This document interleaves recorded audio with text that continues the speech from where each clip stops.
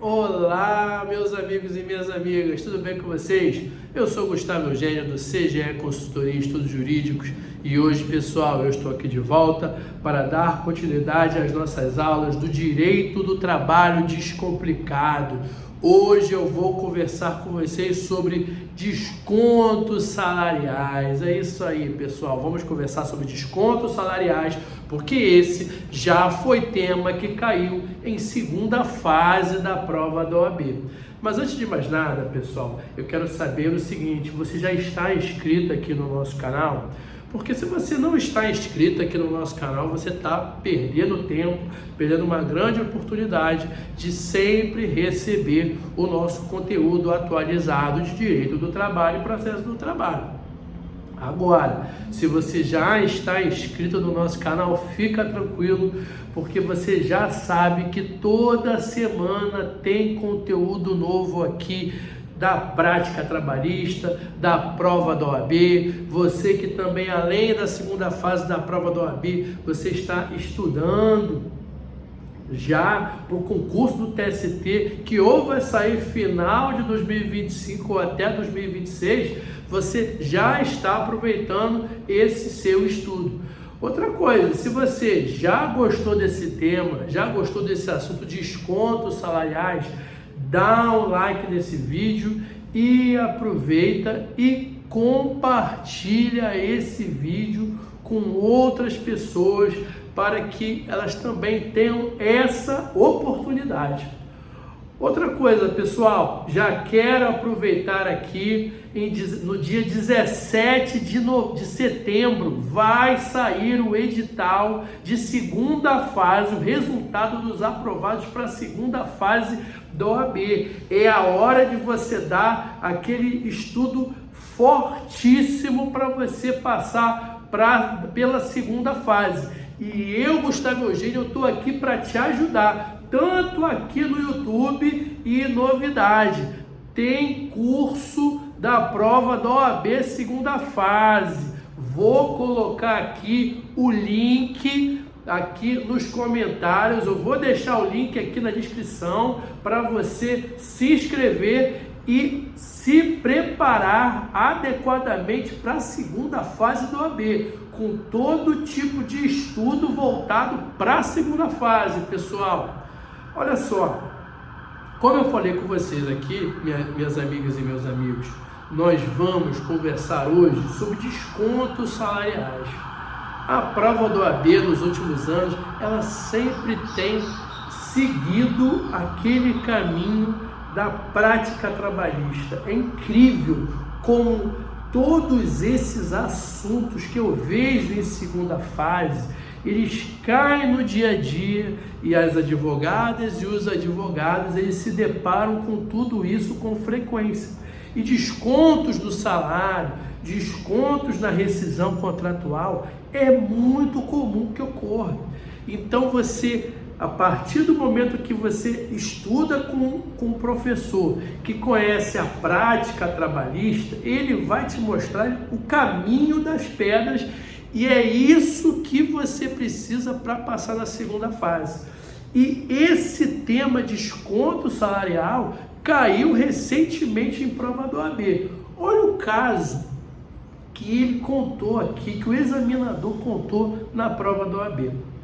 Nessa questão discursiva, ele falava o seguinte: o Carlos, ele era frentista de um posto de gasolina, trabalhava realizando essa atividade de abastecer combustível desses carros. Ele recebia a recomendação de que ele não poderia receber cheques.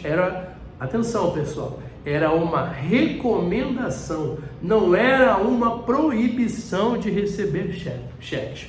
Então, era recomendável que ele não recebesse cheque, mas se por acaso ele recebesse cheque de algum cliente, ele deveria anotar o nome da placa, o nome da pessoa, o telefone da pessoa e a identidade. Todas essas determinações para que ele recebesse esse cheque, repito, de forma extraordinária, constava no instrumento coletivo de trabalho e também no regulamento interno da empresa. Essa foi a primeira informação que o examinador da prova da OAB nos colocou. Aí, pessoal, ele continuou dizendo que em determinado dia estava muito corrido o trabalho e ele atendeu 2 carros da mesma família, abasteceu esses 2 carros da mesma família, só que tendo em vista o alto fluxo de clientes naquele dia, estava corrido, ele recebeu o cheque e não pegou essas informações que constavam lá no instrumento coletivo e no regulamento interno. Na hora de dar baixa no cheque, na hora de sacar o cheque, foi verificado que o cheque se encontrava sem fundos. O que aconteceu? Uma vez que o cheque estava sem fundos, ele foi descontado do seu salário de forma parcelada o valor desse cheque. A partir daí, segundo o enunciado da questão, ele ajuizou uma reclamação trabalhista de rito ordinário, requerendo a devolução desses descontos no seu contra-cheque salarial. Aí, pessoal, o examinador, ele queria saber o seguinte: você deveria informar como advogado da empresa, advogado do posto de gasolina, qual a tese que você iria utilizar para defender a tese da empresa de descontos no contra-cheque, no salário do Carlos, no salário desse reclamante. Aí, pessoal, é lógico que se você prestou atenção ali, ele já deu algumas informações, falou de instrumento coletivo, ele falou de norma coletiva. Eu acho até que nessa prova do enunciado dessa questão ele usa a expressão norma coletiva e usa também descontos salariais. Quando você for estudar descontos salariais, você vai lá no artigo 462 da CLT. Mas eu vou conversar com vocês aqui o que o examinador ele pediu no gabarito dessa segunda fase da prova da OAB. Primeira informação é quando a gente fala de norma coletiva, instrumento coletivo. Nós estamos falando, logicamente, de acordo coletivo de trabalho ou de convenção coletiva de trabalho. Acordos e convenções coletivas de trabalho você vai encontrar lá no artigo 7º, inciso 26 da Constituição da República. O artigo 7º, inciso 26 da Constituição da República reconhece a validade e a utilização dos acordos e convenções coletivas.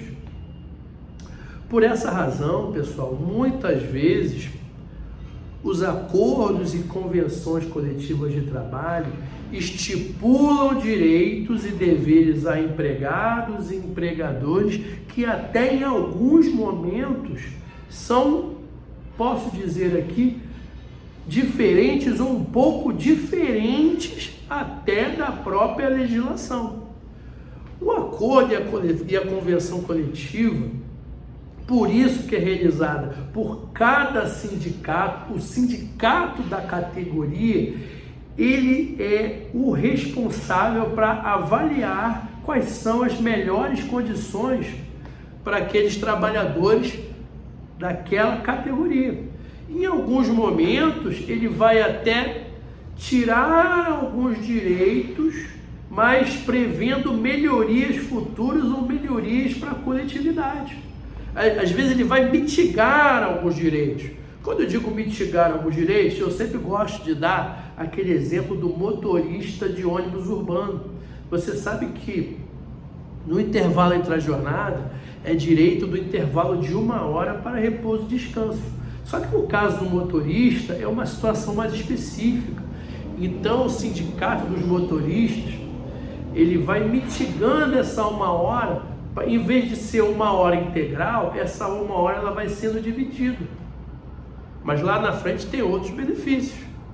Por outro lado, também tem outras empresas, outros sindicatos que no acordo e na convenção, em vez de dar 1 hora extra a mais de 50%, dá hora extra de 60%, dá hora extra maior. Então, às vezes, na convenção coletiva, são mitigados alguns direitos, em outros são estabelecidos direitos maiores do que aqueles previstos até mesmo na Constituição da República. Aí, pessoal, nesse caso aqui, também você precisa saber que teve essa informação na Convenção Coletiva de Trabalho da categoria. Na Convenção Coletiva de Trabalho dos frentistas, dos empregados dessa área, foi estabelecido realmente isso, que ele deveria anotar todas essas informações, anotar a placa, anotar a identidade, anotar o nome, tudo isso constava no instrumento coletivo e também, como eu disse, no regulamento interno da empresa. Sabe o que aconteceu? Ele sofreu os descontos, entrou com a ação.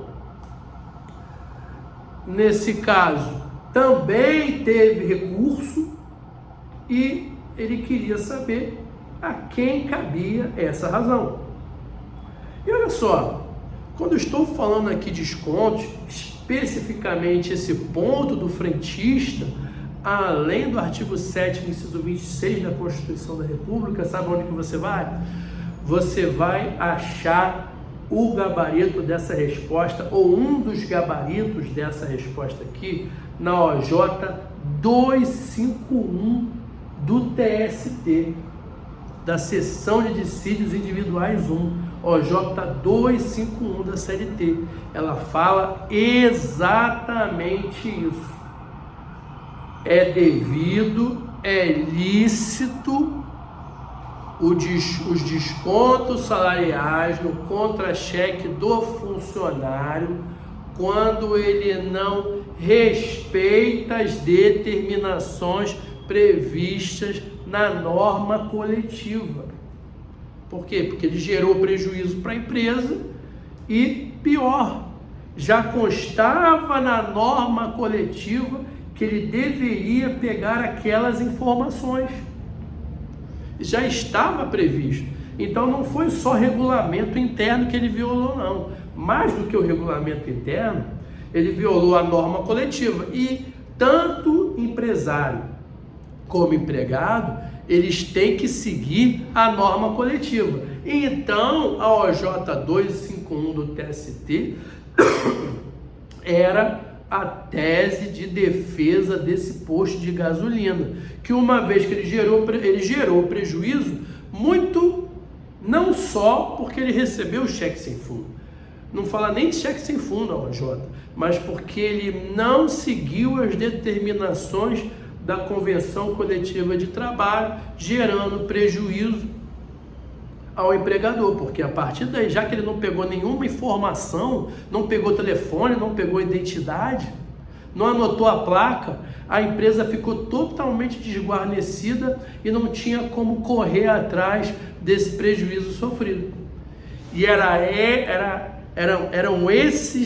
eram essas duas normas que constavam no gabarito dessa questão da prova do OAB.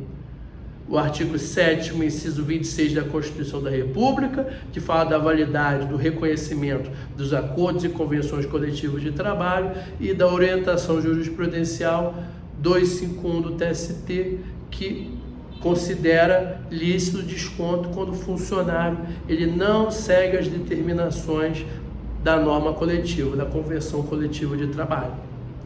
Tudo bem, pessoal? Eu espero que vocês tenham gostado dessa aula, gostado desse vídeo. Peço que vocês deem um like, compartilhem esse vídeo, pessoal, e não se esqueçam, vou colocar aqui o link para você se inscrever no curso da segunda fase da prova do OAB. Vem comigo que eu vou te ajudar. Um grande abraço. e até a próxima.